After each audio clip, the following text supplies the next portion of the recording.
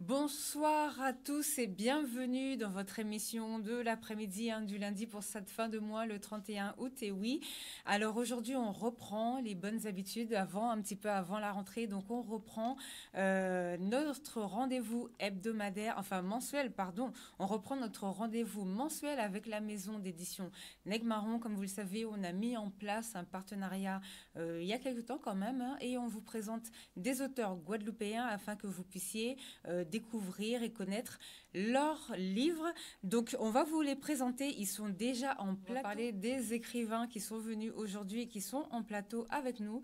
Donc, nous avons deux auteurs de la maison d'édition Negmaron qui vont se présenter. Je vous laisse vous présenter. Bonsoir, Alain Sorez, président du comité olympique régional de Guadeloupe. Et bonsoir et merci de l'accueil, Sabine. Ah bah, ça fait plaisir. En plus, j'aurais aussi une petite question à vous poser par rapport à ce comité olympique. Vous ne pouvez pas passer comme ça sur le plateau et ne pas nous en parler. Mais avant ça, on va parler surtout de vos livres parce que vous êtes venus pour parler de vos livres que vous allez nous présenter aujourd'hui. Alors bon, on va commencer par vous puisque j'ai votre fiche déjà quasiment sous les yeux, que je ne dise pas de bêtises. Donc vous êtes Monsieur Alain Sorez et vous avez écrit un livre qui s'appelle Servir et partager. Des ambitions sportives pour la Guadeloupe. Oui, tout est dit, peut-être dans le titre, le cheminement même de l'élaboration de ce livre. Donc, tout commence par, au Cross Guadeloupe, on a l'habitude d'accueillir des stagiaires. Donc, depuis que je suis président, j'ai été élu en 2009 président du Cross Guadeloupe. Je suis sur mon 3e mandat et en août 2019, donc là aussi j'ai accueilli un stagiaire. Et au cours de ce stage, à la fin de ce stage, il y a l'habitude d'avoir l'échange entre l'employeur et le stagiaire sur des questions. Et par rapport à la thématique du stage, il y avait des questions un peu sur les perspectives pour le sport guadeloupéen. D'accord. Et ensuite, ça a été les vacances et la réflexion, c'était de me dire comment faire pour, après le 3e mandat, ayant d'autres objectifs, d'autres ambitions pour le sport guadeloupéen, comment faire pour partager ces ambitions, ces combats qui ont été menés, qui sont à mener, à partager pour les jeunes qui ont 20 ans et qui souhaitent, qui font des études en matière de sport pour être les futurs dirigeants, les futurs managers du sport guadeloupéen. Donc ça a été ma réflexion de août-septembre 2019 et donc j'ai proposé à ce jeune étudiant pourquoi ne pas jouer le jeu.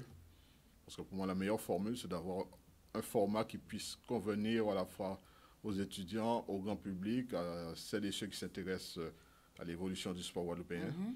Donc, ne pas être un essai trop académique, économique, politico, même si certaines réponses à des questions sont apportées de façon avec toute la rigueur qui s'impose. D'accord. Parce que on voit le sport parfois avec un résultat de match ou un résultat sportif des médailles d'or, mais tout le monde sait aujourd'hui que le sport, comme l'a dit si bien notre écrivain, le président du comité national olympique français, le sport, c'est bien plus que du sport. Oui, c'est ce que j'allais vous dire tout à l'heure. J'allais vous dire surtout que c'est un point important pour nous en Guadeloupe. On a beaucoup de sportifs. On a surtout beaucoup de sportifs qui sont reconnus au niveau international. Donc, c'est vraiment un pôle qu'on peut développer. Donc, parlez-nous justement, j'en profite pour vous poser en même temps ma question sur le comité olympique, parce qu'on a beaucoup de champions olympiques. Alors, est-ce que vous pouvez nous en parler? Est-ce que vous en parlez dans votre livre? Alors l'idée, c'est de voir comment, en devenant président du comité régional olympique, comment me mettre au service d'une ambition, avec premièrement nous ancrer dans notre environnement régional, parce que pour moi, il n'y a pas de champion guadeloupéen s'il n'y a pas de compétition au niveau de notre zone, parce que lorsqu'on analyse le sport mondial, la Guadeloupe a la chance de faire partie de ce qui se fait de mieux au niveau mondial, au niveau sportif, c'est-à-dire c'est ce que j'appelle le continent américain. Donc c'est toute une explication qu'on donne aussi à celles et ceux qui veulent savoir comment ça fonctionne le sport. Et par exemple, quand on sait que le sport mondial est organisé et géré par continent, c'est-à-dire même au niveau du football, il y a la FIFA, par exemple la Fédération internationale de football, mais c'est divisé par continent. Donc il y a l'UEFA pour l'Europe, et la CONCACAF pour la zone Amérique, CONMEBOL pour l'Amérique du Sud, etc. La CAF pour l'Afrique. Mais toutes les disciplines sont organisées en continent. Et la singularité guadeloupéenne, c'est que nous sommes département région française, nous sommes dans la Caraïbe, donc en principe nous sommes dans le continent américain, donc nous avons à la fois les effets de notre colonisation sur départementalisation française, Ensuite, nous avons laissé faire parce que nous sommes aussi européens. Et en même temps, Oui, sportivement, nous sommes caribéens et américains. oui, Et à la limite, c'est ce qui se fait de mieux. Donc, ça sera à nous de profiter de ce qui se fait de mieux. Donc, c'est un peu de cette problématique que je développe et qui est mon ambition. Et me dire que la meilleure réponse, et ça a été tout au long de mon cheminement, que ce soit jeune, que ce soit lorsque j'ai commencé à travailler, tout mon cheminement, l'interrogation, c'est de savoir comment le sport peut évoluer sans même attendre l'évolution politique. C'est-à-dire oui. sans même attendre l'indépendance, le statut politique. Est-ce qu'on ne peut pas essayer d'avoir cette autonomie sportive, cette intégration sportive au sein de la Caraïbe et au sein des Amériques? Et c'est le combat, c'est le sens aussi de mon engagement. Et tout ce qui est expliqué dans le livre va dans ce sens, disant qu'à un certain moment, il nous faut être nous-mêmes au niveau sportif, en dehors. Et là aussi, c'est peut-être pour ne pas trop attendre sur l'évolution politique, on peut essayer d'avancer au nom de notre identité, au nom de notre singularité, on peut essayer d'avancer au niveau sportif. Ça peut même être moteur justement pour l'évolution politique après. Si vraiment on arrive vraiment à développer ce thème, ça peut même être, on peut en faire quelque chose. Et d'ailleurs, ce serait parfait et ce serait très bien si on en faisait quelque chose. Alors, parlez-nous un peu de vous. Vous êtes né à Pointe-à-Pitre en Guadeloupe. Vous êtes toujours resté en Guadeloupe? Alors, je suis né à Pointe-à-Pitre. Je suis né à l'assainissement. Je rigole parce que officiellement, on ne sait pas si c'est Pointe-à-Pitre, c'est les amis. Mais je D'accord. suis profondément Pointe-3. Et à la limite, je revendique que l'assainissement soit Pointe-3. Mais bon, il y a un problème politico-administratif. Mais nous nous Bon, sentions, moi, c'est ce qu'on m'a dit. nous nous sentions Pointe-3, même si après, j'ai été, ce que je raconte un peu. D'ailleurs, c'est où qu'on voit que dans le cheminement, que le sport, c'est toujours plus que du sport. Oui. J'ai été président de la Juventa, qui est un club officiellement des Abîmes, mais qui avec beaucoup de jeunes de l'assainissement, et on nous appelait les banlieusards. Donc, est-ce que je suis Pointe-3? Je suis peut-être dans la banlieue, mais Pointe-à-Pitre, c'était la ville, et l'assainissement, c'est un peu la banlieue des Abîmes, la banlieue de Pointe-à-Pitre. En tout cas, oui, je suis Pointe-3, et ensuite, père Trois-Rivérien, mère aussi, mère à Massabielle. Mon père a beaucoup fait pour la SPTT à son époque, donc lui aussi, déjà, on voit l'affiliation, l'implication dans la vie associative, la vie politique, et les parents qui, dans la vie de la cité, c'est-à-dire que ce soit du côté de la place de la Victoire, Massabielle, où il y avait beaucoup d'activités sportives à l'époque. Donc voilà un peu le cheminement, mais c'est sûr que les études de la scolarité en Guadeloupe, et ensuite il y a eu les études politiques à Toulouse et Paris, et ensuite, plus récemment à la Sorbonne, le droit du sport, parce que à un certain moment, je me suis rendu compte, professionnellement, j'étais déjà au service du sport, mais pour aller plus loin, Il faut se professionnaliser voilà, il concrètement. faut se former. Et le plus important actuellement dans le sport, malheureusement, heureusement, bon, à chacun de voir le bon côté des choses, c'est maintenant, il faut être au niveau du droit, maîtriser beaucoup le droit. D'ailleurs, de l'actualité du moment, lorsqu'on entend est-ce que Messi appartient ou pas toujours à Barcelone, est-ce que Lionel Messi est un joueur libre, eh bien, c'est une guerre d'avocats, c'est une guerre juridique. Et pareil pour nous, en Guadeloupe, quand on revendique notre intégration, quand on revendique quelque chose, il ne suffit pas d'aller voir le ministre. Il faut avoir un dossier avec des arguments juridiques, avec des arguments historiques, parce que lui, le ministre, a ses collaborateurs qui, eux aussi, ont des arguments juridico-historiques, de la géopolitique. Donc voilà, c'est un tout. Et c'est l'appel aussi, le livre, la transmission que je veux donner aux jeunes, aux futurs dirigeants, aux futurs étudiants, c'est de se former et d'être les meilleurs, de maîtriser les langues aussi, notamment l'anglais, l'espagnol, parce que le sport, c'est la planète sportive, c'est international. Donc voilà un peu le cheminement et mon implication. Professionnellement, le hasard fait que j'ai beaucoup servi le sport guadeloupéen, avec notamment le président Félix Proto à la région Guadeloupe. Et ensuite, bénévolement, président de la Juventa, membre de la Ligue de football, et ensuite, depuis 2009, président du comité olympique. Alors, est-ce que ce parcours est un petit peu décrit dans le livre? Oui, il est décrit dans les livres avec des étapes qui ont marqué à la fois certaines idées naissent de des épisodes de la vie. Par exemple, la rencontre avec le président Félix Proto, ça a enclenché beaucoup de choses. Une mission à Cuba pour observer les Jeux panaméricains à Cuba, et notamment bien, accompagné avec des jeunes Il y a même une qui est devenue ministre des Sports, donc tout le monde va, tout le monde va la reconnaître. Et cette promesse, ce jour-là, sous la plage de Cuba, entre deux sessions au stade, je dis à ces jeunes, un de ces jours, il faudra que nous, Guadeloupéens, nous puissions participer aux Jeux panaméricains et arrêtons d'être des spectateurs, parce que ça, on a vu ce qui se passe à côté de nous et on n'était pas au courant. On voit que tous les jeunes de la Caraïbe, les États-Unis, Canada, Mexique sont en train de s'amuser entre la boxe, le football, l'escrime. Donc, à un certain moment, on ne peut pas passer à côté de ce genre de choses. Et c'est pour cela que nous nous sommes engagés. Et pour la première fois en 2018, la Guadeloupe va participer aux Jeux de Barranquilla. C'est Amérique et Amérique centrale. Donc, c'est déjà une première étape, mais une victoire qui, je l'espère, va en amener d'autres. Nous voulons également organiser les Jeux de la Caraïbe l'année prochaine à Guadeloupe. Donc, c'est aussi un combat. Mais tout cela, c'est pour démontrer que si on veut être champion d'Europe, champion du monde, on peut être avant tout champion caribéen et champion panaméricain. Comme ça, on a des portes qui s'ouvrent aussi. Alors, est-ce que pour ce dont vous parlez, qui sera organisé bientôt, est-ce qu'on sera en tant que Guadeloupe, un peu comme le taekwondo? Oui, c'est-à-dire que lorsque nous avons... en tant que Guadeloupe. Oui, non, lorsque nous avons participé au jeu de Barranquilla en Colombie, c'est en tant que Cross Guadeloupe, nous avons eu l'autorisation d'intégrer, pour l'instant, la famille caribéenne, d'intégrer... C'est-à-dire au niveau du Cross Guadeloupe, nous avons eu toutes les autorisations pour intégrer les organisations internationales. C'est un combat que j'ai commencé avec les autres à mener en 2009. Et le hasard de l'histoire, bizarrement... C'était la bonne date?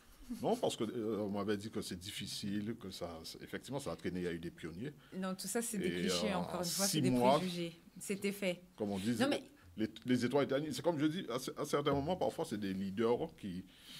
Une conception des choses, c'est-à-dire, par exemple, actuellement, nous avons peut-être un gouvernement qui est plus à l'écoute que d'autres. À l'époque, c'est Sarkozy qui sort, je crois, un discours en Martinique disant... il faut... se prendre en main. Voilà, il faut respecter notre singularité. Oui. Eh bien, à partir de là, je dis chiche. Il commençait déjà même à parler un petit peu de la sécurité. Je dis au ministre et à tout le monde, chiche, nous sommes, au nom de notre singularité, nous devons intégrer le mouvement sportif panaméricain et la famille olympique de la Caraïbe et d'Amérique centrale. Et ils ne pouvaient pas dire non, donc voilà. Déjà, ils ne pouvaient pas dire non, et c'est vrai que nous, de notre côté, il y a beaucoup de choses qu'on peut faire avec la Caraïbe, même si c'est vrai qu'il y a des verrous quand même qui sont posés sur certains secteurs où l'État ne veut pas lâcher, puisqu'on est carrément bloqué sur certains... il y a des contrats où on n'a pas le droit de faire telle ou telle chose pour des raisons étatiques, puisqu'ils sont censés avoir l'exclusivité sur certains postes régaliens. Mais il y a beaucoup, effectivement, de domaines dans lesquels on peut travailler avec la Caraïbe et au contraire, des domaines dans lesquels il faut vraiment travailler avec la Caraïbe le plus largement possible, même pour que nos jeunes puissent se projeter, parce que là, sinon, des fois, ils n'arrivent pas, surtout là, avec la crise. Alors peut-être vous allez nous dire un petit mot dessus pour voir comment vous voyez l'avenir, mais c'est vrai que des fois, ils n'arrivent pas à se projeter, et s'ils n'ont pas d'exemple, ou bien ils ne savent pas qu'ils peuvent le faire et qu'ils peuvent réussir à le faire, ils n'arrivent pas à s'imaginer, ils partent en France, et après, des fois, ça ne réussit pas forcément parce qu'ils croient que tout est rose alors que ce n'est pas du tout le cas. Et c'est vrai que ça pose pas mal de problèmes. Donc tout ça, ce sont des clichés à déconstruire. C'est un peu long, mais c'est très bien ce que vous faites. En plus, votre parcours, même au niveau de la politique, je sais que vous êtes assez engagé. Donc c'est très bien d'avoir ce genre de discours.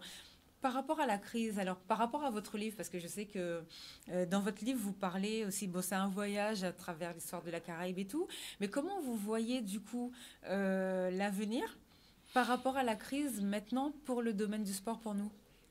Alors il faut ça. Un des freins, par exemple, dans notre intégration dans la Caraïbe, parfois nos aînés nous disaient qu'il y a la barrière de la langue, etc. Et beaucoup aussi parfois nous disaient mais c'est difficile de se rendre d'un pays à l'autre. Et effectivement, parfois, si on met moins de 8 heures pour faire Pointe-à-Pitre Paris, on peut mettre 8 heures aussi pour faire Pointe-à-Pitre à Trinidad. Barbade, exactement, voilà, alors que c'est à côté. On part à 7 heures du matin, on arrive le soir dans son hôtel à 21 heures. Donc, ce qui prouve que... Mais même ceux qui, dans les années 50-60, l'ont fait, et même pour gagner leur vie, nous avons des parents qui allaient au Panama, etc., acheter et ensuite pour revendre en Guadeloupe. Donc, je pense qu'il faut de la volonté et du courage. Par contre, avec l'organisation des Jeux que nous voulons faire en 2021 et la crise, nous constatons que effectivement, nous sommes dépendants beaucoup du secteur aérien. Oui. Et donc, pour l'instant, c'est le seul point noir ou gris dans cette préparation, à l'heure où je vous parle, parce que pour l'instant, il n'y a pas encore vraiment une reprise de ce secteur. Et nous espérons que si tout va bien, on pourra avoir donc cette organisation des Jeux de la Caraïbe. Mais le plus important pour nous, c'est vraiment d'avoir cette reprise du secteur aérien pour permettre à tout un chacun et notamment le pôle, ce qui fait le lien entre les pays de la Caraïbe, c'est quand même Miami parfois, le plus souvent, ou Saint-Domingue. Donc j'espère que si tout va bien au niveau des États-Unis, Saint-Domingue, au niveau de la COVID-19, on pourra reprendre, donc, réouvrir donc, les aéroports et les communications entre les îles. C'est très important en ce moment parce que la visioconférence, pour préparer, c'est bien. Oui, mais après, nous, il faut du concret sur le projetons, c'est qu'en juin 2021, qu'il y ait des athlètes de tous ces pays de la Caraïbe présents à Guadeloupe pour ces Jeux. D'accord, Bouba, merci pour cette présentation. Puis Guidi ne va pas tomber, donc c'est pratiquement l'idée aussi que le message que je fais passer à travers Ambition sportive pour la Guadeloupe, c'est-à-dire à un certain moment, quels que soient les obstacles, les défis, il faut y aller. Et moi, je commence à préparer les autres à prendre la relève parce que peut-être, parfois, trop souvent au Guadeloupe, on a l'impression de vouloir faire quelque chose et d'être là pour l'inauguration, d'être là pour voir. Non, on doit apprendre à transmettre. Transmettre, absolument. Et même là, le poème qu'elle vient de lire, c'est magnifique. Tracé. Ouais, voilà. Eh bien, c'est Thierry Henry qui disait, un grand footballeur guadeloupéen, la seule chose qui m'intéresse dans la vie, c'est de laisser une trace. Et donc, c'est le jeune qui dit tracer en créole, d'ailleurs, sans même peut-être le savoir pas voir. On vous a tracé, il ne pense même pas à cette idée de laisser des traces. Et enfin, quand j'ai entendu courir, alors c'est pratiquement, mais je ne vais pas le révéler là, c'est pratiquement le dernier conseil, la dernière phrase que je donne. Ah, mais vous allez nous lire un petit passage. Mais pas la dernière phrase aux jeunes Guadeloupéens, pour leur dire, effectivement, il faut courir, mais d'ailleurs. Donc, j'ai bien aimé. Pendant que vous parliez, effectivement, je pensais au nous pas c'est ça donne vitamine. Voilà, c'est le mot d'ordre qui est peut-être un bon slogan pour l'ensemble de la Guadeloupe. Et par rapport à la crise, et c'est eux qu'il faut peut-être remercier. Je dis, il n'y a pas de hasard, l'édition Nègre Marron, parce que nous, on a mis une pression sur Didier et les éditions Nègre Marron pour faire en sorte, parce que je voulais absolument que ça sorte avant la campagne électorale pour éviter toute collusion entre les deux fonctions. Donc il a mis le paquet en janvier-février, mais ensuite il y a eu la crise. Et c'est pour ça que je dis que maintenant la période, j'ai vu un reportage disant que les librairies, dans les chiffres, ils ont peut-être moins souffert, par exemple, que les cinémas. Donc, c'est peut-être le moment. Parce que les gens lisent. Voilà, c'est peut-être le moment aussi par rapport à tout ce qu'on n'a pas. Pour une fois qu'on peut rester à la maison et si on en a marre de regarder la télévision, pendant une demi-heure, prendre le livre qu'on a été, se promener, si on ne peut pas vouloir faire trop de mode, acheter trop d'achats de mode, essayer les vêtements. Donc, c'est le moment d'aller dans les libraires petits, dans toutes les communes d'Awadou. Il y a de vrais libraires, des passionnés qui peuvent vous enseigner. Et le plus souvent, dans nos librairies, il y a quand vous entrez, il y a le stand réservé aux auteurs guadeloupéens. Je disais que j'ai mis à profit l'atmosphère cubaine. Tout est question d'atmosphère. Pour échanger avec, d'une part, ces deux journalistes, l'un du journal du Parti communiste guadeloupéen, l'autre de la radio qui n'était pas nationale et publique, mais bien caribéenne et internationale, et avec ces jeunes sportifs guadeloupéens d'autre part, dont l'une deviendra 5 années plus tard une brillante double championne olympique d'escrime à Atlanta, puis une ministre française des Sports. Je me souviens de leur observation et surtout de leur émotion.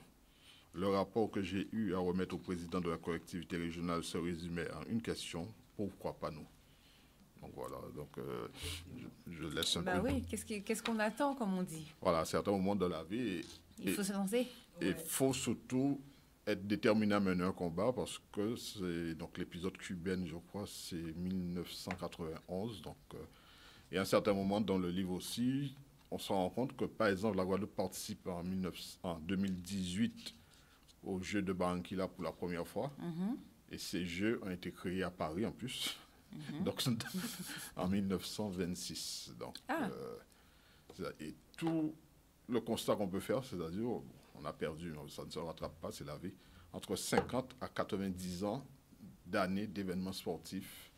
C'est-à-dire, pendant 50 ans à 90 ans, on était exclus de notre famille, c'est-à-dire de nos amis jamaïcains, Mais ils ont quand même du toupet, hein, tous ces gens-là, ça, hein, que les différents gouvernements quand même. Et c'est pour ça que parfois, maintenant, quand on regarde les Jeux Olympiques, on a peut-être la chance maintenant, avec l'intégration aussi, rien n'empêche un Guadeloupéen de voir peut-être, et on a en athlétisme, même en natation, de savoir que, bon, et on a eu beaucoup de cela, avec l'escrime qui était avec M. Robert Gara, que je rends hommage, qui était très impliqué au niveau panaméricain. Donc c'est sûr que les Borel, les Flessel, toute une génération sont maintenant des médaillés olympiques français grâce à l'expérience acquise en battant des Cubains, en allant au Brésil. Moi j'étais au Brésil, j'ai assisté Borel qui gagne au Brésil devant 3000 Brésiliens en effervescence. Ben, ça marque et ça exactement. forme. Et à 17 ans ou à 15 ans, et ensuite, quand il devient champion olympique, si on ne sait pas ça, on n'a rien compris à l'évolution. Voilà, c'est ce que je disais tout à l'heure, quand vous dites que ça forme, ça donne un exemple à suivre à beaucoup d'autres personnes après qui vont s'engouffrer derrière pour se dire « Ah, c'est génial, on a pu y arriver, on a réussi, et du coup, on peut se lancer nous aussi dans ce sport, tenter notre chance et tout. » Alors, là, on est bientôt à la fin de l'émission. Est-ce que vous avez des événements qui vont bientôt arriver? Est-ce que vous allez faire des présentations de livres prochainement? Où est-ce qu'on peut vous contacter? Quels réseaux sociaux? Quel numéro de téléphone? Comment ça marche? Alors, de mon côté, donc, d'une part, les éditions Negmaron pour tous les événements. Le Cross Guadeloupe, parce que le livre qui est vendu aussi, ça il faut le préciser, directement les fonds, etc., ils vont pour la fondation, le fonds de dotation du Cross Guadeloupe, qui permet d'aider les sportifs guadeloupéens. Oui, pour les compétitions et tout. Et donc, pour l'instant, il n'y a pas de calendrier précis parce qu'au niveau sportif, pour l'instant, le mois de septembre, maintenant qu'on vient de donner d'autres indications, donc là, en général, au mois de septembre, il y avait beaucoup d'activités autour de la rentrée sportive, la promotion du sport, avec notamment les forts dans les différentes communes. Même nous, on devait faire la semaine Sentez-vous Sport, le plus souvent dans un centre commercial, etc. Donc, pour l'instant, on n'a pas de calendrier précis sur ce qui va être maintenu ou pas. Mais avec le Cross Guadeloupe, les différents médias, vous serez informés. Et nous pensons, petit à petit, faire la promotion au niveau des lycées, des universités. Et de pair aussi avec notre idée de promouvoir l'organisation des Jeux de la Caraïbe en 2021 si les collectivités jouent le jeu. Parce que là aussi, c'est un appel que je lance. Sacrifier tout. On espère qu'ils ont entendu. Au niveau finance, ne sacrifiez ni la culture, ni le sport. D'accord. Merci en tout cas de nous avoir suivis. Au revoir et bon courage à tous et bonne rentrée surtout pour les enfants et pour tout. Au revoir à tous. Au revoir. Merci beaucoup. Merci.